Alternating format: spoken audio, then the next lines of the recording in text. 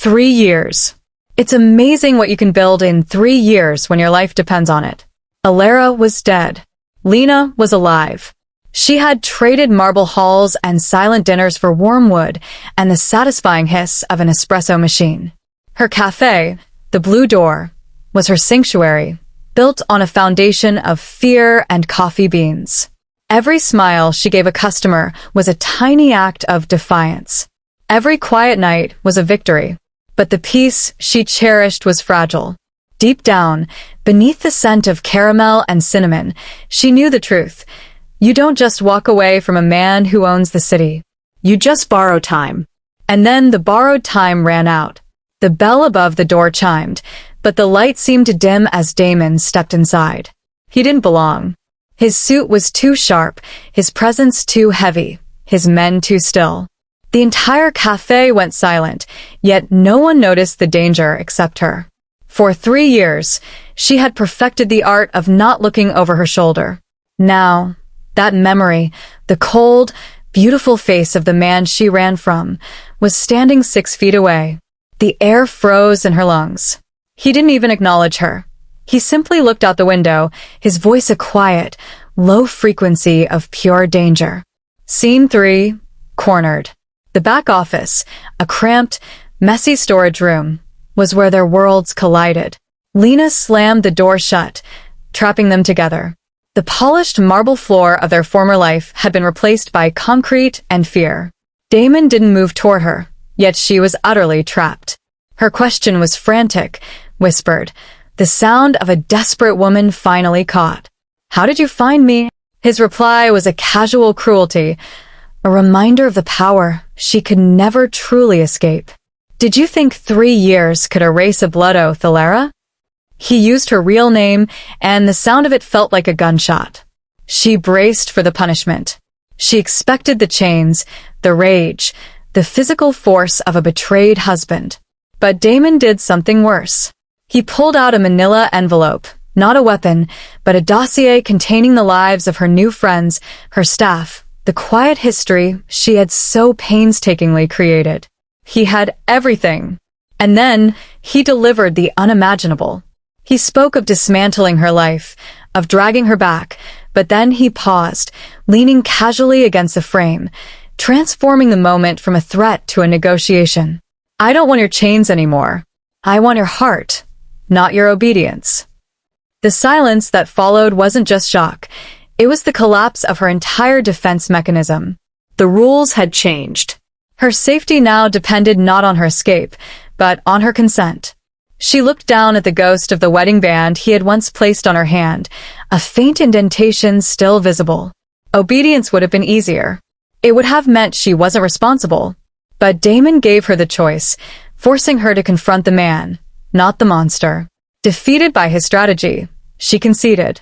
"What if I can't give you either?" she asked, her voice barely a breath. Damon's eyes held a terrifying mix of vulnerability and expectation. "Then we start over and you try."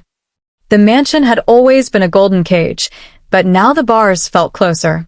Damon had kept his word. She had a personal suite, freedom to roam the lavish, cold grounds, but the watchful eyes of his security were everywhere.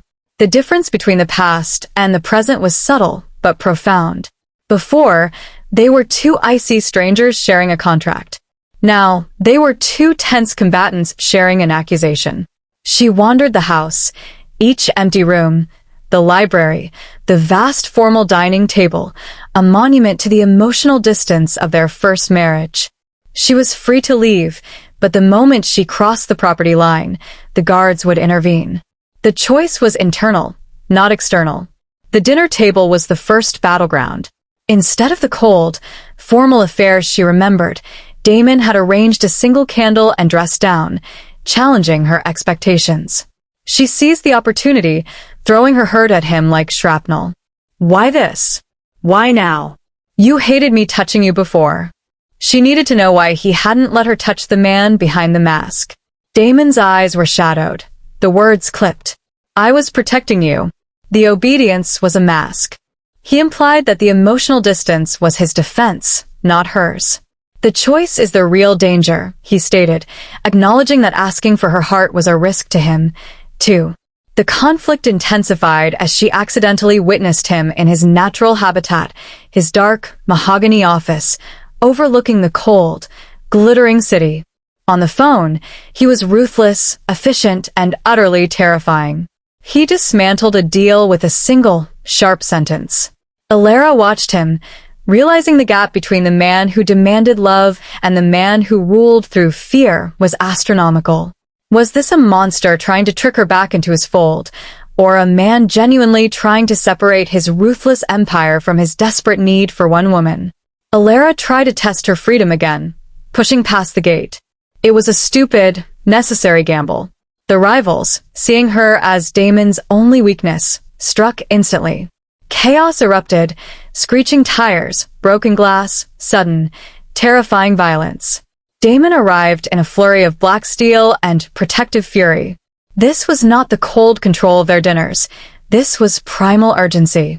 He fought not for control, but for her survival. Holding her tight after the immediate danger passed, his breath ragged, he laid bare the true stakes of their reunion. You are mine to protect. Do you understand? Your life is my strength. Your death is my ruin. It wasn't a confession of love, but a raw, possessive bond that transcended chains. Back in her suite, the adrenaline faded, leaving only tremors. Damon, the unflappable boss, knelt before her, tending to a small cut on her hand. It was a gesture of genuine, non-sexual care, the closest moment of intimacy they had ever shared. She looked at the blood on his hands, then at the man. You could have just let them take me. It would have been cleaner, she whispered, wanting to believe he valued his power over her life. His gaze was steady, his voice low, the facade finally cracking. No, it wouldn't. Not anymore. Under the vast, cold sweep of the city night, high on the rooftop he commanded, Elara forced the confrontation. She wielded the weapon of the past. You built a wall between us then. Why? Why the coldness if you wanted my heart? She saw the pain in his eyes, a desperation she hadn't allowed herself to believe existed. Damon finally shattered the mask. He revealed that 3 years ago, the political climate had been volatile, and her safety was his only true weakness. Any sign of affection, any warmth, would have been a direct signal for rivals to murder her. He pushed her away, thinking her escape was the only possible way to save her life. He made himself the monster, so she could live free. The revelation didn't erase the years of pain, but it reframed them. Elara went to her suite and began packing a small bag. Damon didn't follow. He stood outside the door, letting her choose, knowing that if she walked out this time, it would be forever. She stood over the packed bag. She realized she had run from a ghost of a marriage, a protective lie, but that the man who loved her, a dangerous, flawed, powerful man, was standing right outside. She had to choose the safety of anonymity or the vulnerable, chaotic truth of the man who ran an empire but who had finally given her his heart unguarded. She didn't walk past him. She walked to him. She didn't speak. She simply placed her hand gently on his chest, a choice made physical. The years of fear and running dissolved into a single, terrifying, exhilarating moment of acceptance. Damon's subtle, genuine smile, a smile she had never seen before, was her reward. The blue door is closed. I choose the chaos, she declared, accepting the danger that came with his love. His response was soft, simple, and final. Welcome home. The cafe's back office was empty, its contents packed into moving boxes. But this time, they were together, laughing softly over the closure of her old life. She hadn't put the wedding band back on, but Damon's hand was intertwined with hers. She didn't return to obedience. She returned to a man who had finally opened his heart to her, accepting the full truth of his dangerous world. Her freedom wasn't found in a hidden name or a small town. It was found in the power to choose him.